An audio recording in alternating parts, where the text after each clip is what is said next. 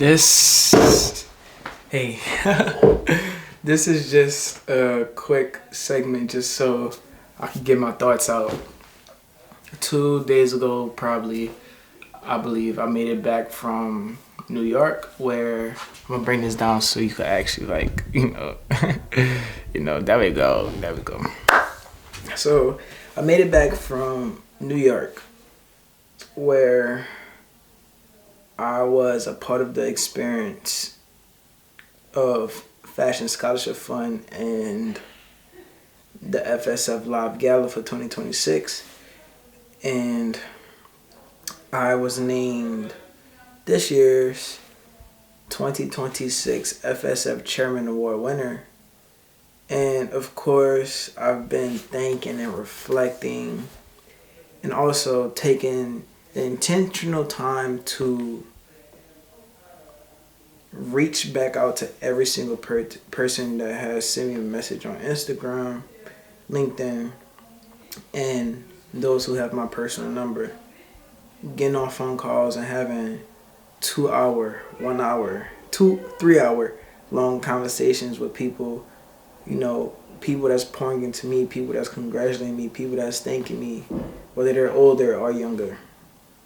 And I've been thinking a lot for all the good reasons, and it's really reflection and just forcing myself to sit in stillness so that I can grasp all the life lessons that was learned over the course of this entire journey and experience, and the people that I've connected with, especially the other scholars that were scholars for this scholarship fund. And if you don't know what I'm talking about, I really suggest that you just invest a bit of your time to just understand what Fashion Scholarship Fund is, what the CFDA is, the Council of Fashion Designers of America, and that whole nine. This is like the pinnacle of fashion organizations, etc. But,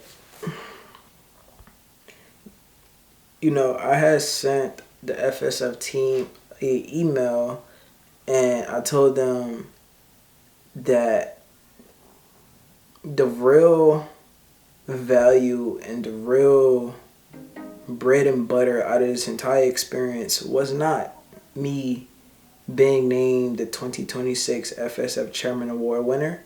It wasn't me winning $25,000 that's going to be deposited into my bank.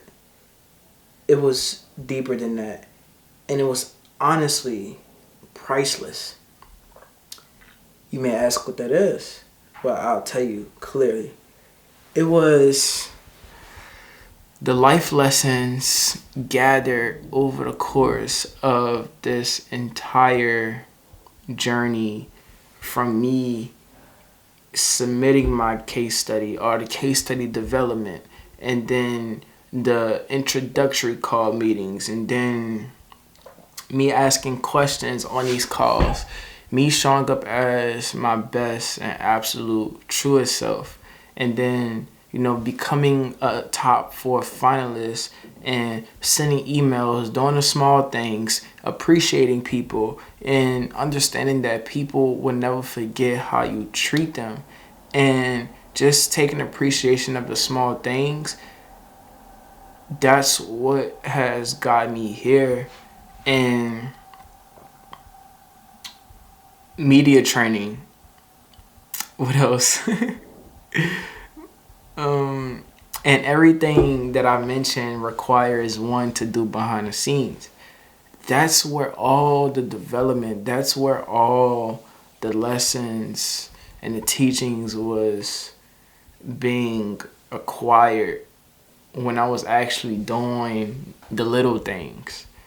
And the $25,000 is just a byproduct. That me becoming a 2026 FSF Chairman Award winner is just a byproduct of the intention, the good intention, the divine, the godly intention that I put in behind everything that I touched, that I seen, that I talked about, and that I thought about.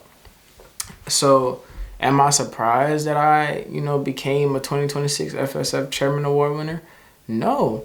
Am I surprised that I was able to get a pep talk from Sierra with her husband, Russell Wilson, standing right there? No. Am I surprised that I dapped up Travis Scott like I known him for 20 years and, a homeboy dap? No. Am I surprised that Kid Super is calling me legendary when I think he, in fact, is the one that's legendary because I look to him? I'm not surprised.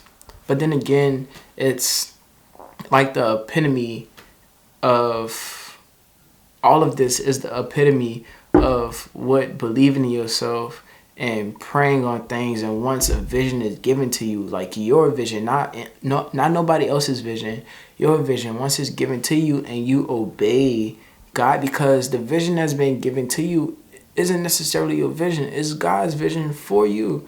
And if you obey God and allow him to work through you with that vision and you just obey everything that you have to do to fulfill that vision, things are going to work out in your favor. And then that's where that word abundant comes from. And then once you find yourself in that abundant cycle, it's like you continue to do what has gotten you to become abundant. And then that's when you become in another, you get in another cycle. And that cycle is just like, I like to call it the cycle of divinity, because it's like you cannot lose. And you can't lose because you are the resource, but you've been a resource. Obviously, there's a source. That source is God. And he has a particular vision for each and every one of us on this earth. You have a particular vision.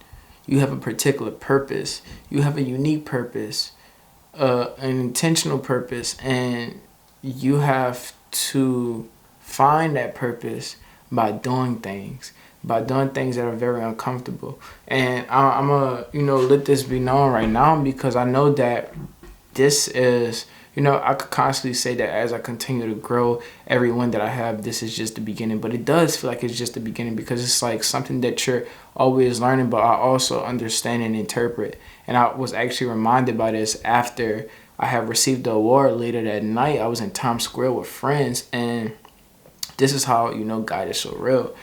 A guy literally, I got chills. A guy literally walked up to me, asked me, do I believe in God? And then he started asking me questions about different things, and I had answered them, and he was like, basically he was trying to get me to grasp something that I wasn't necessarily saying correctly. And of course, like, there's an imperfection there. Like, I'm not perfect, you feel me? Like, I'm still growing, I'm still learning, and still growing my relationship with God. So he asked me if on a scale of 1 through 10, do I feel like I will go to heaven if the world ended today? And I say 9 out of 10, because there's always work to be done. So then he pulled out his phone and started going to a scripture. And then a friend of mine came over and he answered the question. He's like 1,000%. He answered why. So then he shared with me, he's like, and this was a reminder after I had won all this. He like, at first you was saying like there's always work to be done, like you're still trying to strive for more, but I want you to understand that it's already done, it's already written, it's already complete, it's already finished in his name, in his eyes. So then he asked me the question again, and I said 1,000 out of 10%, because it's already complete. Like, I don't have to put pressure on myself to try to continue to strive for all these different awards. For what? Because at the end of the day, I'm pleasing who? God. At the end of the day, you're supposed to please who? God. So the moment that you start trying to please other people, that's the moment that you start failing yourself. That's the moment that you start selling yourself short. So, one, I'm not surprised that I am who I am. And this video, I share this video with you because I just want to I want to practice vulnerability, for one, because as humans, we're supposed to connect. I don't know what the perfect and the curation. Yeah, it's cool to curate things, but I don't know where the perfect identities come from. I don't think that's us. Like, that's AI. We're not perfect people. We have scars on our bodies for a reason. We have stories for a reason. We fail for a reason. We fall for a reason. So I'm just going to put this video out there because this is the video that's going to come before the polished video where it shares a deep dive of my experience of being in New York and me meeting, Tremaine Emery and Jerry Lorenzo being in the room, etc. So it's like, I'm just truly grateful, truly grounded, and there's way more in store for me that's waiting for me to just give myself the chance to take action or take it, So what's next for me? Investing into my dreams like I never did before, leaning into whatever makes me me, and keeping God first. So, as always, you cannot be your best self by yourself. And as always, together we win.